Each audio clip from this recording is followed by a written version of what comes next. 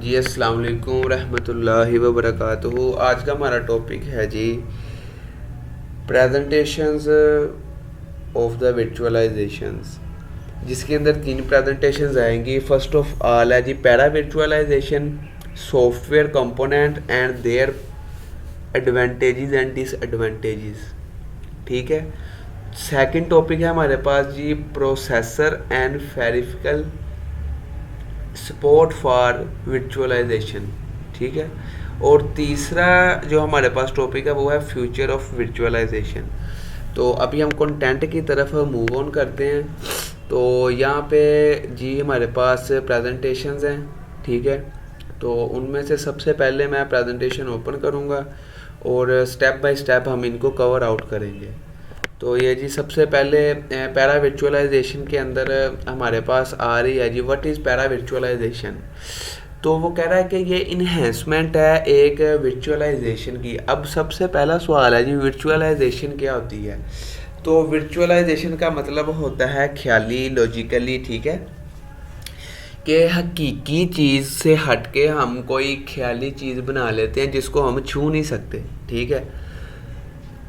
तो विजुअलाइजेशन के अंदर इन्हेंसमेंट की गई और उसको कहा जाता है जी पैरा विजुअलाइजेशन।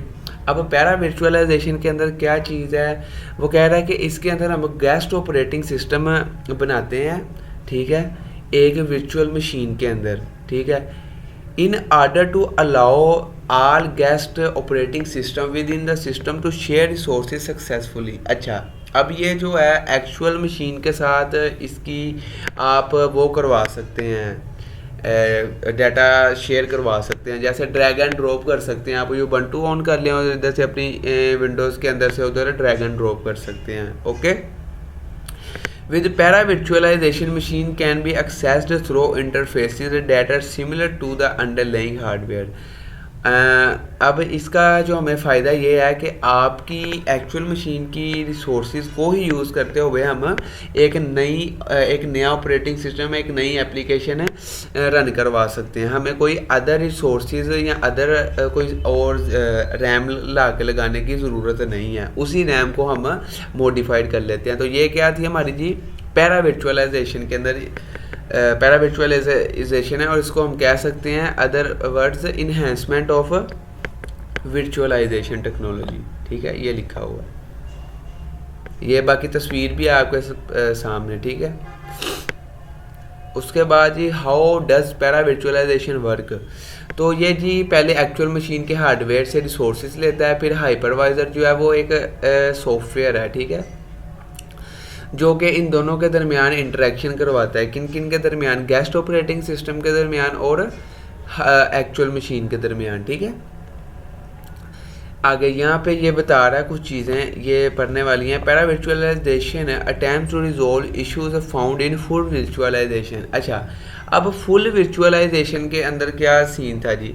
फुल विजुअलाइजेशन के अंदर ये था कि जो एक बार आपने डिफाइन कर दी है ना चीज़, उसको बाद में मॉडिफाई नहीं आप कर सकते। लेकिन पैरा विजुअलाइजेशन में ये है कि जो चीज़ आप एक बार जनरेट कर लेते हो ना, और बाद में आपको फील हुआ है कि मतलब कि काली लिनक्स के अंदर अब आपने 2-3 टूल और डाउनलोड कर लिए हैं, जैसे वाइट शार्क है, या आपने उसके अंदर nmap कर लिया है, तो उसके अंदर वो चले ज़्यादा हो गई है, उसकी जो है मेमोरी से ज़्यादा चीज़ें टूल जो हैं हैवी हैं, तो वो फिर आप उसको एडिट कर सकते हैं, उसकी ज़्यादा कर सकते हैं स्पेस को। तो ये पैरा विजुअलाइजेशन में चीज़ आ जाती है। और बाकी यहाँ पे लिखा भी हुआ है para visualization attempt to resolve issues found in full visualization. ठीक है। तो the primary difference between para visualization and full visualization is the ability to make modification to the guest operating system in para visualization. समझ आ गई आपको कि जो इनके अंदर मेन डिफरेंस है ना, प्राइमरी डिफरेंस, वो यही है कि पैरा विजुअलाइजेशन के अंदर आप चेंजेस कर सकते हैं, लेकिन जो है आपके पास फुल विजुअलाइजेशन उसके अंदर एक बार ही चीज़ जो डिफाइन हो गया, बाद में वो चीज़ चेंजेस नहीं होगी, इसलिए उसको फुल विजुअलाइजेशन कहते हैं। ओके। उसके बाद जी यूजेस ऑफ पैरा विजुअलाइजेशन के अंदर बता रहा है कि यूजेस इसके क्या हैं, इसके इस्तेमालात क्या हैं। तो यहाँ पे आप देख सकते हैं 4 यूजेस हैं इसके। डिज़ास्टर रिकवरी है इसके इसके ज़रिए, कैपेसिटी को मैनेज कर सकते हैं। वही ना आपको बताया कि अगर आपने 2 GB दी हुई है रैम तो आप 4 GB भी रैम दे सकते हैं, ठीक है। और उसके बाद separating test system and development environment, ठीक है। आप एक वर्चुअल मशीन क्रिएट करते हैं पैरा वर्चुअलाइजेशन में और उसके ऊपर सेपरेटली टेस्टिंग करते हैं। जैसे अब आपने वाईफाई हैकिंग सीखनी है तो क्या ये बेहतर नहीं है कि आप वर्चुअल बॉक्स के अंदर एक ऑपरेटिंग सिस्टम डाउनलोड करें, रन करवाएं, ठीक है, इमेज उसकी लगा के इंस्टॉल करें और उसके ऊपर टेस्टिंग करें। ये कम खतरनाक है इससे कि हम अपनी एक्चुअल मशीन अपनी विंडोज़ के ऊपर टेस्ट करें, क्योंकि अगर इंटरप्ट भी होती है, कोई वायरस एंटर भी होता है, ठीक है, क्योंकि हमें फिर बहुत से इलीगल सॉफ्टवेयर जो है वो डाउनलोड करने पड़ते हैं जिनके सारे वायरसेस अटैच होते हैं। तो वो क्या होगा, क्रैश हो भी जाए तो हमारी वर्चुअल मशीन क्रैश होगी जो कि दोबारा हम बना सकते हैं, ठीक है। ये टेस्टिंग के लिए बहुत अच्छी चीज़ है। Transferring data from one system to end. अच्छा, अब ये जो पैरा वर्चुअलाइजेशन है ना, ये हमें बड़ी अच्छी फैसिलिटी देती है कि हम ड्रैग एंड ड्रॉप कर सकते हैं, ठीक है, कॉपी कर सकते हैं फाइल और उधर जाके अपने वर्चुअल मशीन के अंदर पेस्ट कर सकते हैं, ठीक है। ये बहुत अच्छी फैसिलिटी है इसके अंदर पैरा वर्चुअलाइजेशन के अंदर।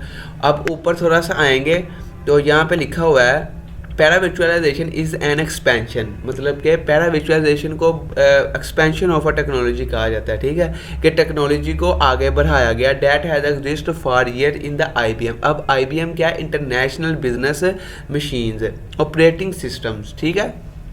IBM operating system. आगे एक्सियन क्या है जी, एक्सियन यहाँ पे मैंने ये लिखा हुआ है इजी वर्ड्स में कि एक्सियन जो है is a hypervisor that enables the simultaneously creation, execution and the management of multiple virtual machine on one physical computer. के एक एक्चुअल मशीन के ऊपर, एक फिजिकल कंप्यूटर के ऊपर आप बहुत सारी VMs को रन करवा सकते हैं। किसकी मदद से, एक्सियन से। और एक्सियन क्या है, एक हाइपरवाइजर है, ठीक है। ओके, अब नेक्स्ट चलते हैं। Advantages of para virtualization. तो एडवांटेजेस के अंदर अब क्या आता है जी, पहले इसके एडवांटेजेस बढ़ते हैं। उसके अंदर वो कह रहा है कि ये वेरी गुड एफिशिएंसी है, ठीक है। Direct communication between the guest kernel and the hypervisor improve performance levels, ठीक है। अब यहाँ पे आप तस्वीर के अंदर भी दे सकते हैं कि वेरी गुड एफिशिएंसी है इसकी। और इसके अंदर सबसे अच्छी जो बात है वो यह है कि आप एडिट कर सकते हैं इसकी रैम को, इसकी मेमोरी को, ठीक है। जब कि आपकी मशीन आपने जनरेट कर दिया उसके बाद भी उसके अंदर आप एडिशन कर सकते हो, ठीक है।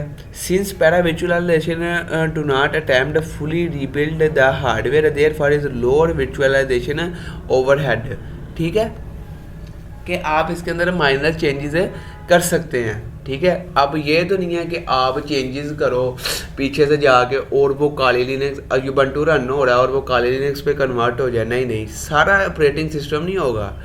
जस्ट आपके उसके अंदर क्या है कि जहाँ पे 2 GB रैम दी अफोर्ड कर सकते हैं, जहाँ पे आपकी 10 GB मेमोरी आपने असाइन किया वहाँ पे आप 50 GB कर सकते हैं, ठीक है। तो ये एडवांटेजेस ऑफ पैरा वर्चुअलाइजेशन है।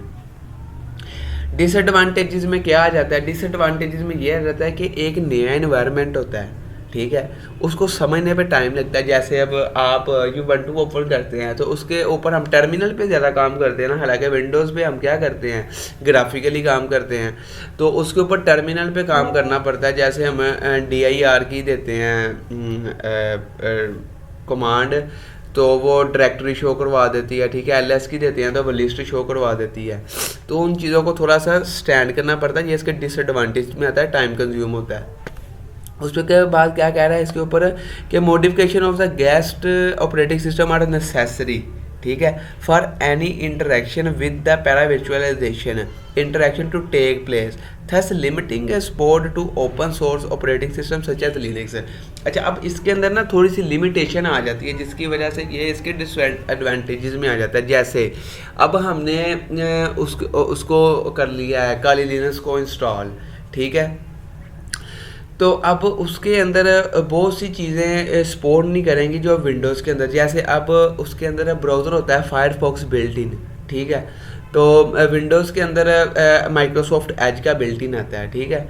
तो ये मतलब कि उसके अंदर चीज़ें हमें खुद से इंस्टॉल करेंगे, ये भी उसके डिसएडवांटेजेस में आ जाता है, ठीक है। उसके बाद ये कंक्लूजन है, तो इस conclusion para virtualization can offer performance gains over full virtualization. तो मैंने बताया कि फुल वर्चुअलाइजेशन एक बार जो आपने बना दिया उसको चेंजेस नहीं कर सकते, लेकिन पैरा वर्चुअलाइजेशन में आप चेंजेस कर सकते हैं। PV require the modification OS, ठीक है। इसके अंदर आप ऑपरेटिंग सिस्टम को मॉडिफाई कर सकते हैं easily. Visualising micro architecture without hardware support is challenging, ठीक है। ये बहुत ज़बरदस्त चीज़ है कि आप उसी हार्डवेयर को यूज़ कर सकते हैं। ओके जी, अब हम चलते हैं जी नेक्स्ट स्लाइड पे।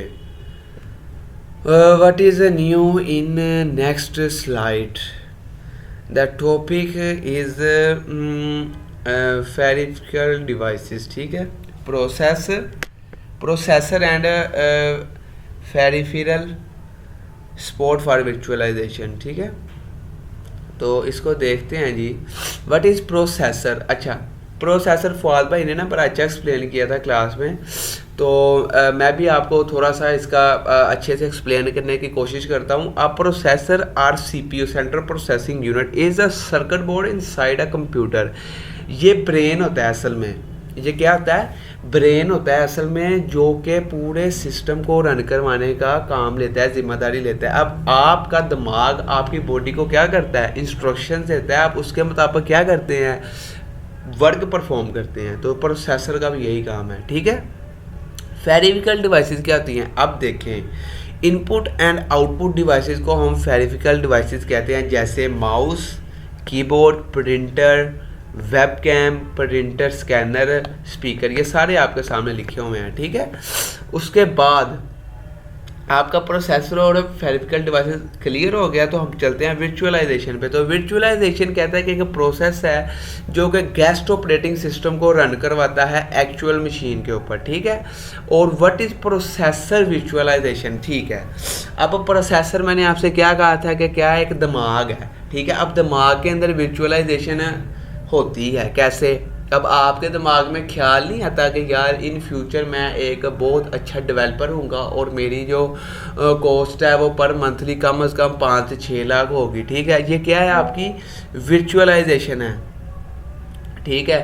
तो ये असल में ना मैंने एड्स लगाई हुई हैं लैपटॉप की, तो वो मुझसे भाई ना पूछ रहे हैं कि कितने का लैपटॉप है, तो मैं उसको बता देता हूँ। अभी ये ओनली जो है ना 46K का है, ठीक है। और जी मैं भाई क्या कह रहे हैं इनकी भी सुन लेते हैं। हाँ जी, अस्सलाम वालेकुम शुएब। पार्ट 2 बनाया नहीं है VM ਦਾ, और प्रेजेंटेशन भी रहनी है, एक चौथा जी जी लेक्चर भाई, भी देगा मैं, पार्ट 2 ही बना रहा हूँ, वो भी अपलोड कर दे। आपका मैसेज भी बीच है। ओके जी, अब चलते हैं नेक्स्ट। तो प्रोसेसर वर्चुअलाइजेशन क्या होती है? प्रोसेसर वर्चुअलाइजेशन होती है कि आपका जो दिमाग है ना आप उसको वर्चुअलाइज कर देते हैं, ठीक है। तो अब आप देख सकते हैं जी, processor virtualization present multiple copies of the same processor of a core on multi core system and the application code is executed directly by the hardware, ठीक है। अब आपके पास एक रैम है, ठीक है। रैम कितने GB की है? 8 GB की है, ठीक है। उसके ऊपर अब आपने काली लिनक्स बनानी है, यूबंटू बनाना है, रेड हैट बनाना है, GNS3 करना है, ठीक है, विंडोज 7, 8, ठीक है, XP करनी, कोई भी। तो आप उनको 1 GB या 2 GB जो है वो रैम असाइन कर देते हैं, ठीक है। तो कम से कम आप 3 ऑपरेटिंग सिस्टम इजीली उस पर रन करवा सकते हैं, क्योंकि 2 GB पे हमारा एक्चुअल मशीन है परफॉर्म कर जाती है, ठीक है। तो इसको क्या कहते हैं? प्रोसेसर वर्चुअलाइजेशन, ठीक है। ये देखें, अब आपके पास आ रहा है फेरिफिकल सपोर्ट फॉर वर्चुअलाइजेशन के कैसे input and output devices support करती हैं वर्चुअलाइजेशन को। तो यहाँ पे बहुत अच्छा आंसर किया हुआ है। फेरिफिकल डिवाइसेस जो हैं वो virtualization system of a computer is provided to improve virtualization performance by using a memory area setting function support hardware. अच्छा, अब देखें, हम सिस्को पैकेट ट्रेसर में क्या करते हैं कि सिस्को में ना वो हम जस्ट क्या कर लेते हैं कि सिंपली हम एक लेते हैं प्रिंटर और उसको अटैच करवा देते हैं और वो प्रिंटर का काम देता है हमें, ठीक है। उसको आईपी भी असाइन होता है। तो वो क्या है कि वो जो है हमारी वो पेरिफेरल वर्चुअलाइजेशन है। इसकी सबसे ज़बरदस्त एग्जांपल भला क्या है, मैं आपको दिखाता हूँ। ये आपकी क्या है स्टोरेज है ना, ये देखें। अब ये तो मेरी वो स्टोरेज है जो एक्चुअल मशीन के अंदर है। अब ये इसी स्टोरेज को अगर मैं उठा के करता हूँ वर्चुअलाइज, ठीक है, तो वो मेरी क्या है क्लाउड है। ये देखें, ये मेरी क्लाउड स्टोरेज है, ठीक है। ये मेरी क्या है क्लाउड स्टोरेज है जो कि वर्चुअली पड़ी हुई है, ठीक है। मेरे पास एक्चुअल में तो नहीं ना इसको हाथ लगा सकता, लेकिन ये जो है मेरे पास स्टोरेज पड़ी हुई है इसको तो मैं अपने कंप्यूटर से निकाल सकता हूँ। लेकिन ये जो मेरी क्लाउड में पड़ी हुई है स्टोरेज है, इसको मैं छू नहीं सकता, लेकिन ये वर्चुअली तो एग्जिस्ट करती है ना, मुझे काम तो दे रही है ना। तो ये हमारी क्या हो जाएगी जी, इनपुट एंड आउटपुट, मतलब कि फेरिफिकल वर्चुअलाइजेशन। कहाँ गई है जी स्लाइड, इधर ही थी, चलिए ओपन करते हैं। ठीक हो गया। आगे जी, how processor and peripheral devices support virtualization. तो ऑलरेडी हम इसके ऊपर डिस्कस कर सके हैं कि आप फर्स्ट प्रोसेसर, ठीक है, मैं आपको बताता हूँ ये कैसे सपोर्ट करती हैं, इजी वर्ड्स में समझते हैं इसको, ठीक है। कि जो प्रोसेसर मैंने आपको रैम की एग्जांपल दी है उसकी डिवीजन जब आप सब आगे डिवीजन कर देते हैं, ठीक है, तो वो क्या है, क्या हमें 2-2 GB के मॉड्यूल लगाने की भी ज़रूरत है। और वैसे भी अगर हम टास्क मैनेजर अपना खोलें, ठीक है, तो यहाँ पे परफॉर्मेंस पे जाते हैं जब हम, ठीक है, यहाँ पे मैं परफॉर्मेंस खोलता हूँ इसकी, तो यहाँ पे देखें कि मेमोरी है, यहाँ पे 8 GB रैम लगी हुई है, ठीक है। तो वो कितनी स्लॉट्स यहाँ पे शो करवा रहा है, 2, यहाँ पे देख सकते हैं यहाँ पे कि 2 स्लॉट्स हैं, एक के ऊपर 8 GB का मॉड्यूल लगा है। तो अगर आप लगाते भी हैं, ठीक है, तो मतलब कि इतनी ज़्यादा तो स्लॉट्स ही नहीं है कि आप उनके लिए 2-2 GB के स्लॉट्स भी लगाते फिर हैं, ठीक है।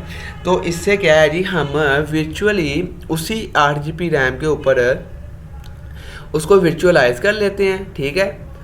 समझ आ रही है ना, प्रोसेसर को हम क्या कर लेते हैं, वर्चुअलाइज कर लेते हैं, ठीक है। और उसी रैम की सब डिवीजन करके नए ऑपरेटिंग सिस्टम में वर्चुअली रन करवाते हैं। और फेरिफिकल डिवाइसेस का भी मैंने आपको बता दिया कि अब आपको ये देखें, हार्ड डिस्क लगी हुई है यहाँ पे 500 GB की लगी हुई है तोशिबा की, ठीक है। और यहाँ पे जो लगी है ना तोशिबा की 256 GB की SSD भी लगी हुई है, ठीक है। अब मैं क्या नाम लेते हैं, इसी में से अगर असाइन कर दूंगा काली लिनक्स को या यूबंटू को, तो वो मतलब कि मुझे ला के कोई ज़रूरत तो नहीं ना पड़ी, इसी में से असाइन कर दी ना, तो ये क्या हो गया, वर्चुअली असाइन कर दी मैंने, ठीक है। इसको कहते हैं फेरिफिकल इनपुट एंड आउटपुट डिवाइसेस, क्योंकि जो हमारी ये इनपुट एंड आउटपुट स्पीकर हैं वो काली लिनक्स के साथ भी काम करेंगे। अगर आप उसके भी अंदर कोई कर रहे हैं सॉन्ग प्ले, तो वो भी होगा। वर्चुअल मशीन की चीज़ें जो हैं वो सपोर्ट करती हैं, फेरिफिकल डिवाइसेस जो हैं वो सपोर्ट करती हैं वर्चुअलाइजेशन को, ठीक है।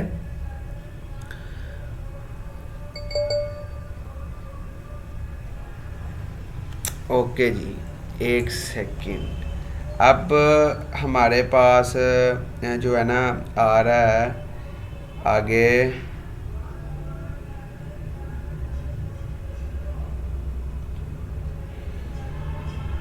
जी, benefits of processor and input and output, मतलब कि फेरिफिकल वर्चुअलाइजेशन, ठीक है।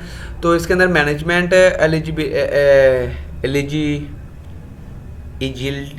चलें ये लफ्ज़ नई ज़ुबान पे आ रहा, कोई बात नहीं, इसका हम वो देख लेते हैं अगर मिलता है सिनोनिम,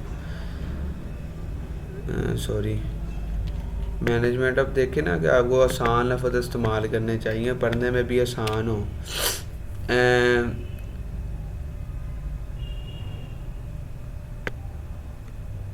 पता नहीं क्या, the ability to move your body quickly and easily. अच्छा, ये इसका मतलब है कि आप एक जगह से दूसरी जगह मूव करवा सकते हैं, किसको, इनपुट एंड आउटपुट डिवाइसेस को, ठीक है। किसके अंदर है, वर्चुअलाइजेशन के अंदर है, ठीक है।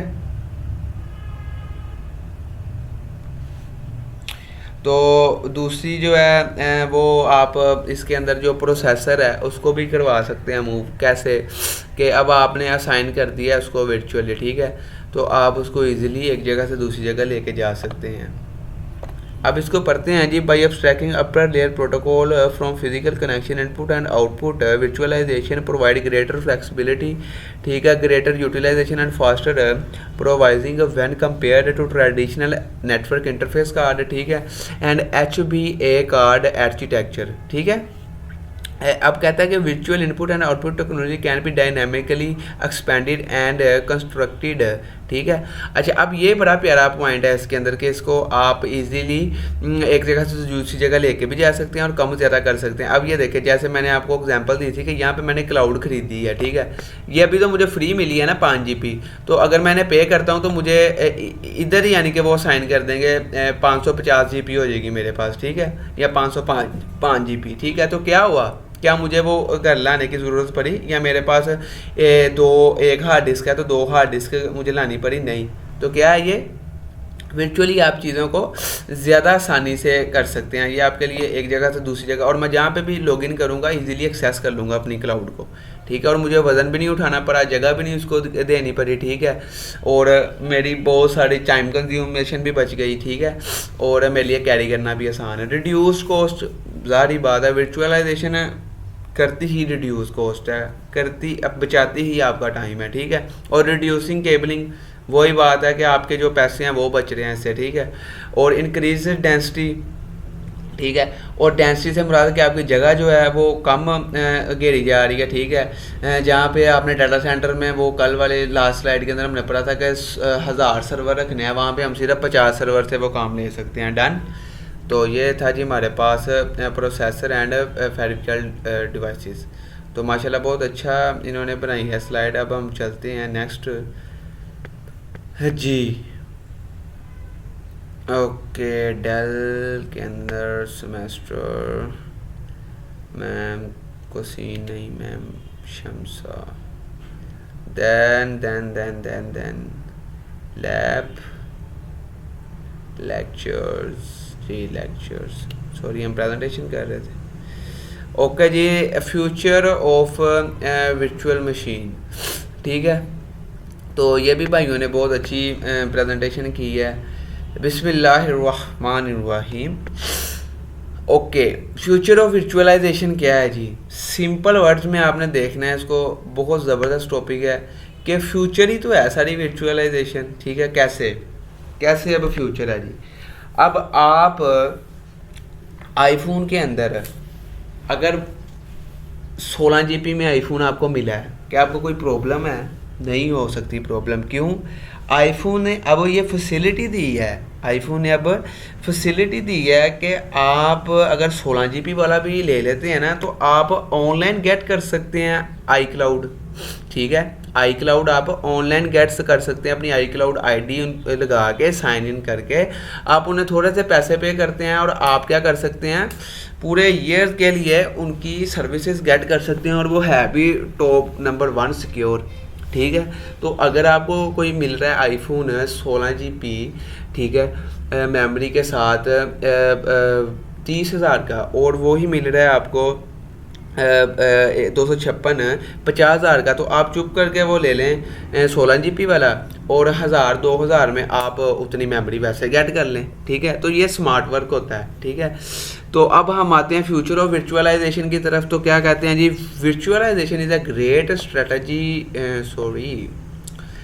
Great strategy to provision scale and adapt IT infrastructure as requirement change the future I believe। जी बिल्कुल, हर चीज़ किस पे कन्वर्ट हो जाएगी जी? वर्चुअली कन्वर्ट हो जाएगी, ठीक है। तो जैसे वर्चुअल, इसकी एग्जांपल ना एक मेरे माइंड में बड़ी अच्छी आई है।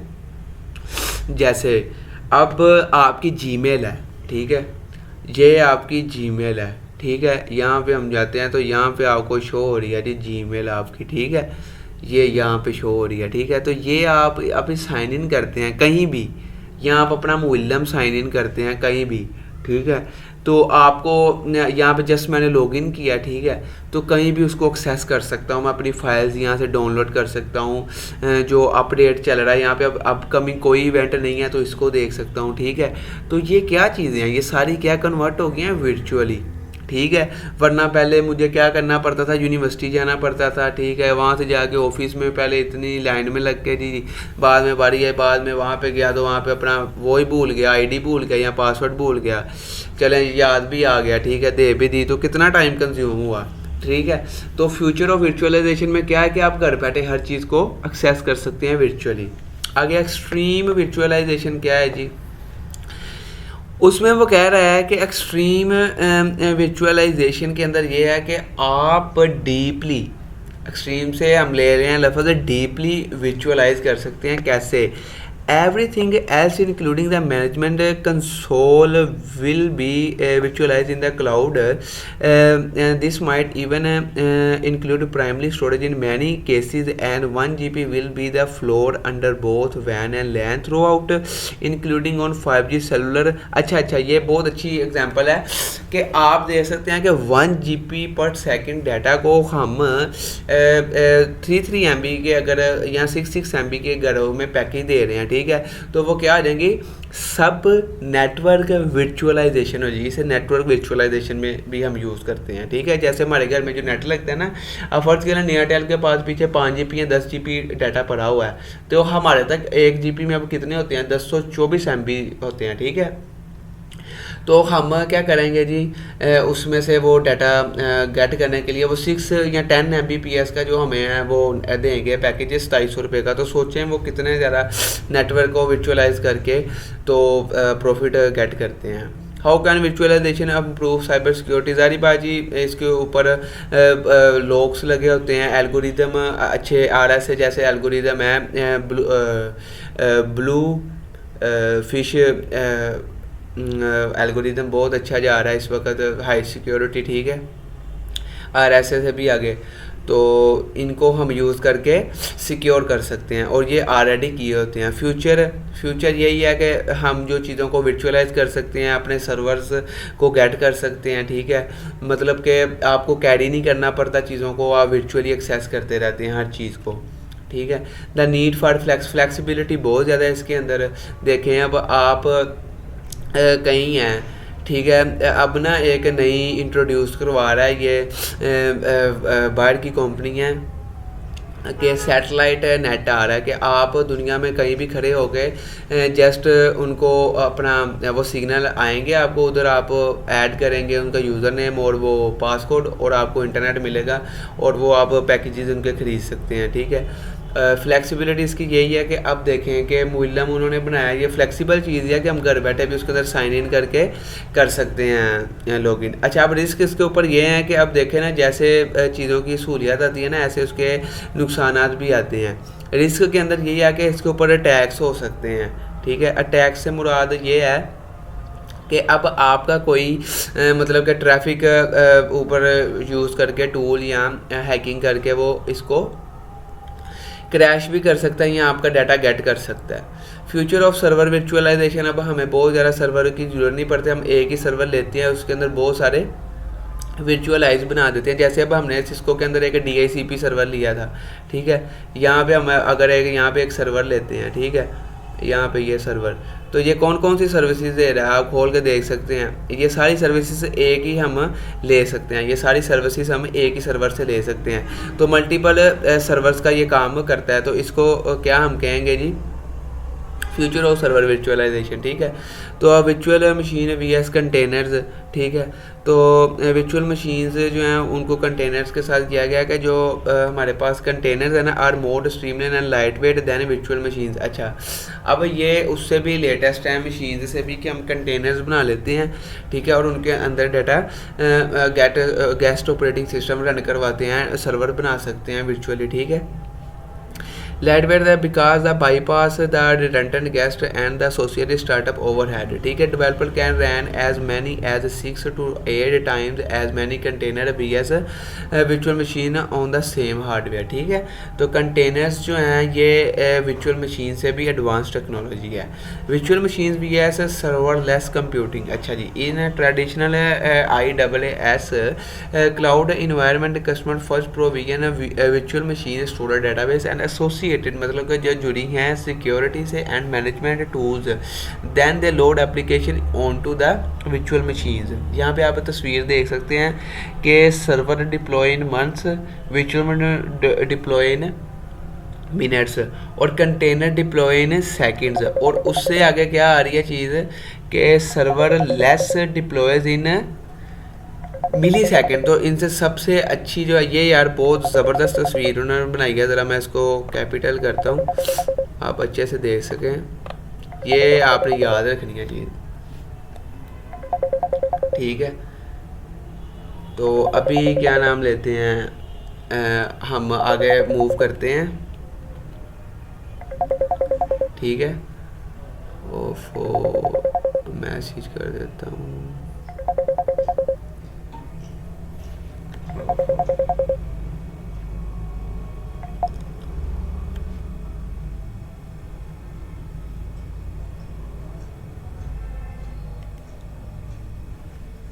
ओके जी, आगे नेक्स्ट हमारे पास जी, थैंक यू, ठीक है।